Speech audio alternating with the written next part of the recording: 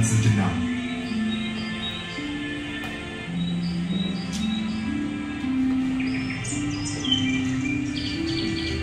Dari kejauhan, terlihat samar sosok seorang wanita cantik dan jelita. Sang Prabu merasa lega, kemudian dia mendekat dan menyapa wanita tersebut.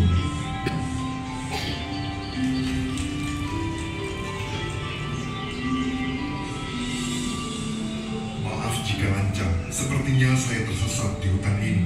Apakah Anda bersedia membantu saya?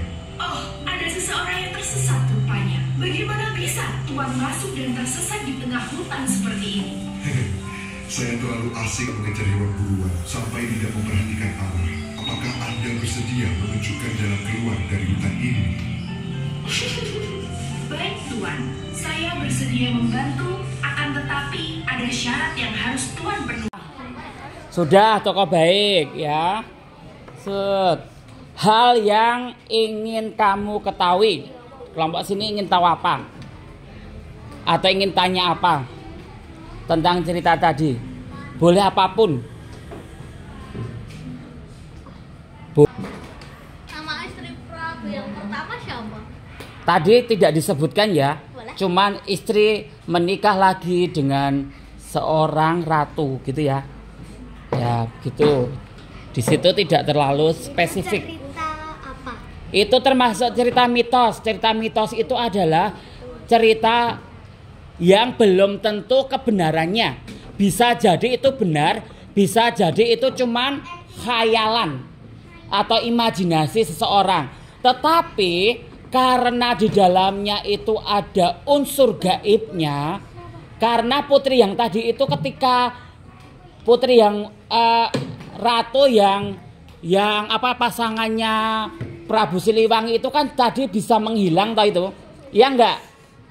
Kalau bisa menghilang itu berarti dia makhluk gaib, berarti dia termasuk mitos. Ada perpaduan gaibnya.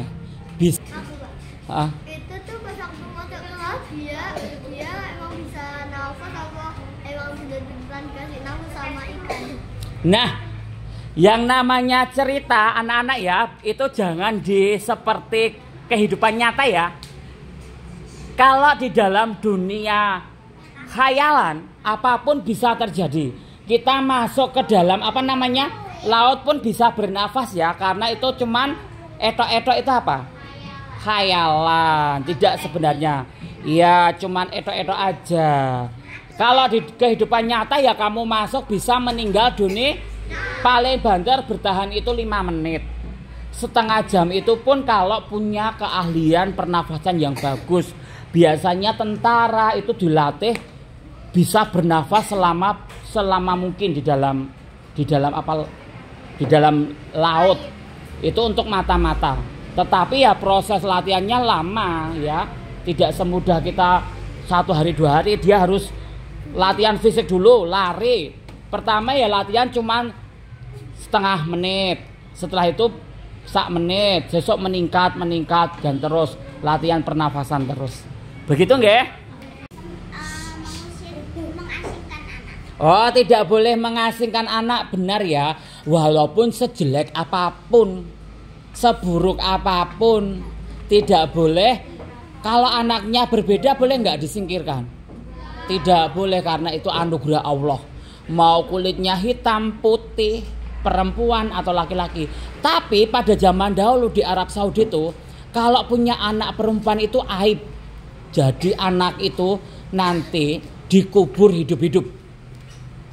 Kalau dia ketahuan punya anak perempuan, nanti anak perempuannya itu sama ayahnya itu langsung ngerti perempuan, langsung menggali lubang, langsung anaknya dikubur hidup-hidup. Sampai pada menangis tuh istri-istri itu. Ada itu, makanya disebut jahiliyah. Maka enak orang Jawa itu mau perempuan alhamdulillah, mau laki-laki alhamdulillah. Begitu ya. Coba menurut Yuki, kalau Yuki tadi pesan moral. Pernah ke dukun untuk minta anaknya Benar sekali. Pesan moralnya itu tidak boleh ke dukun ya Mbak ya. Nanti kalau ke dukun itu tuh kita bangganya di dunia. karena kita menang, iso mengalahkan orang lain. Tapi nanti kalau ketika kita tua, setan yang kita suruh untuk melukai si orang itu akan kembali ke kita, akan merusak jiwa kita. Kita nanti akan kena azabnya, kena karmanya 2 kali lipat lebih sakit parah dari itu. Apalagi Putri Kadita tadi jadi seorang putri lah. Kalau dia orangnya balas dendam, ibunya bisa loh airnya yang di laut itu disulap atau dimenggo kekuatan, istananya ditenggelamkan, yang diselamatkan cuman ayah sama orang tua yang diselamatkan tadi, atau orang-orang yang baik sama Putri Kadita yang diselamatkan bisa itu. Atau dia bisa air itu diperintahkan untuk menenggelamkan si putri ratu yang jahat sama ini. Nah, sekarang kita mau ke sini, ke Eza. Ya, Eza ya. Perwakilannya. Lung. Apa Eza? Tokoh baik. Menurut Eza tokoh baiknya siapa tadi? Tokoh baik. Ayah atau raja? Raja Siliwangi. Siapa lagi menurut kamu Eza? Putri Kadita. Terus ada lagi? Sudah 2 ya. Ada Prabu Siliwangi, Putri Kadita. Nah, di sini Deno ya, silakan Nok. Sret. Tokoh jahat Nok, siapa Nok kira-kira? Ibunya itu. Ibu tiri ya. Ibu tirinya siapa? Putri Kadita. Yes. Ya, istri yang kedua ya, yang jahat ya. Oke, ke sini ya. Oke, seret. Pesan moral ya, menurut kamu ada lagi nggak Ozan pesan moralnya? Selain tidak boleh mengangsingkan anak, tidak boleh pilih kasih, tidak boleh kedukun, apalagi?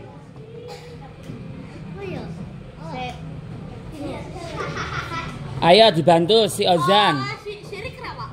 Iya itu tadi, kalau kedukun sirik, nggak boleh sirik ya. Ya menurut Afan apa tadi, dibantu temennya. Pesan moralnya apa? Kelompok ini. Jangan berbuat kesirikan demi kepentingan diri sendiri. Tidak boleh berbuat kesirikan demi kepentingan diri sendiri. Pintar sekali, karena sirik itu dilarang oleh apa Mas Rehan? Agama, nggak boleh. Siapa yang belum? Sini ya. Oke sini ya, coba ya. Tokoh baik siapa lagi ya menurutmu? Atau boleh diulang lagi tadi, tokoh baiknya siapa? Siapa?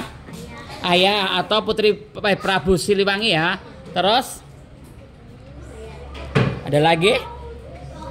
Putri Kadita. Siapa lagi? Sudah. Oke.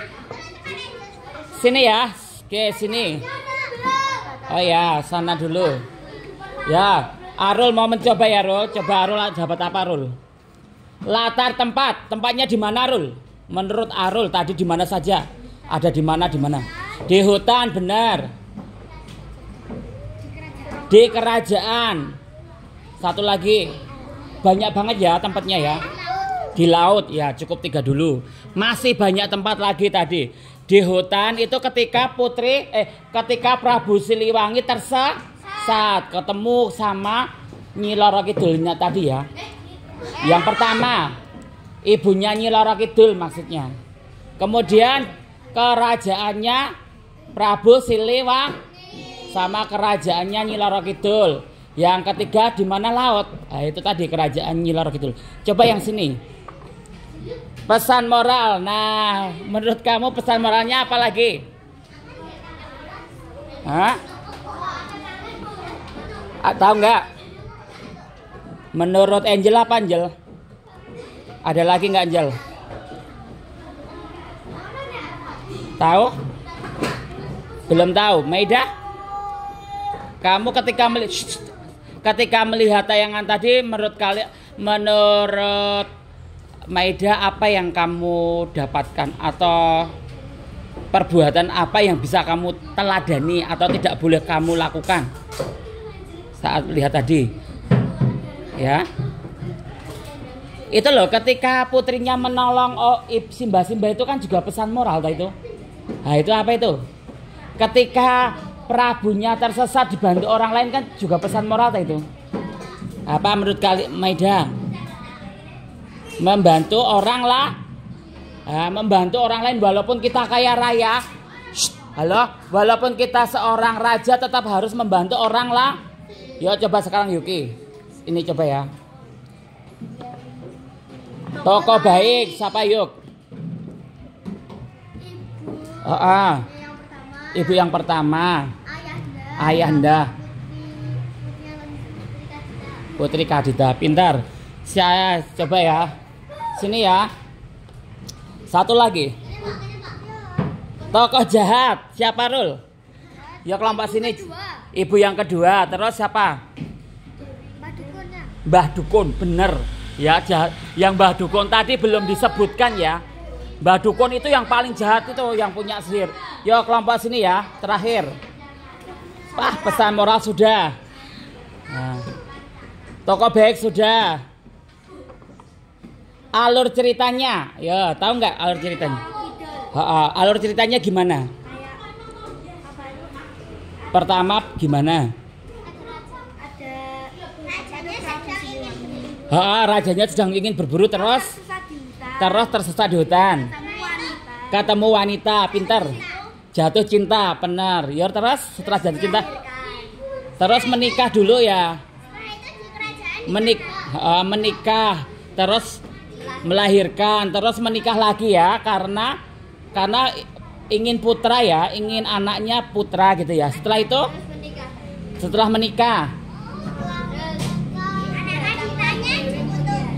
Putri Kaditanya disihir ya, mau disingkirkan ya, karena putri yang ratu yang kedua itu hamil. Setelah itu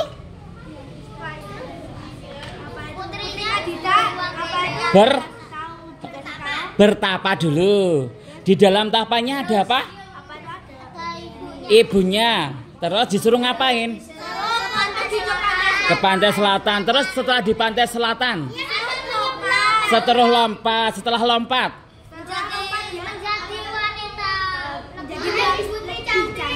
menjadi putri yang lebih cantik. Disebut siapa dia? Putri Nyi Loro gitu. Jadi penguasa laut. Oke, satu lagi. Pintar kelompok ini, pintar. Alur ceritanya bisa ya. Maksudnya alur cerita yang dimaksud Pak Yadi adalah ringkasan ceritanya ya. Alur cerita yang dari awal bagaimana gitu. Jadi besok kalau kamu membuat cerita jadi tahu ya. Inti-intinya. Oke, Mbak Yuki lagi. Coba ya Mbak Yuki. Nanti dibantu satu kelompok ini ya. Hal yang ingin kamu tanyakan atau ingin kamu ketahui. Kira-kira kamu ingin tanya apa atau ingin tahu tentang apa? Ya. Ibunya siapa? Ibunya tadi itu karena anak-anak, ternyata putri yang pertama yang menikah dengan Prabu Siliwangi itu adalah separuh manusia, separuh makhluk gaib. Jadi dia adalah penguasa laut pantai selatan. Ya. Jadi ibunya itu adalah makhluk gaib. Ya. Jadi dia penguasa pantai selatan. Kemudian tinggal tadi sama putrinya tadi. Ibunya yang kedua kenapa kok nggak suka sama putri yang pertama? Ya, ini sering terjadi karena pasti, dengarkan, pasti yang lebih disayang itu anak kandung, ya, daripada anak tiri itu anak kandung. Jadi kan nanti merasa tersaingi karena ratu yang kedua itu kan hamil. Ratu yang kedua hamil itu takutnya nanti kerajaannya itu diberikan kepada ratu yang pertama.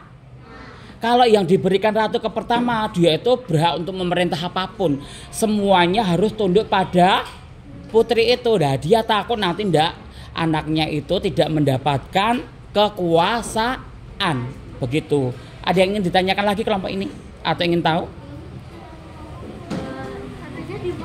Apa? Istananya siapa? Istrinya kedua. Oh ya, kalau di dalam cerita itu tidak dibuat detail, tetapi mungkin dia adalah keturunan bangsawan atau dari kerajaan lain. Biasanya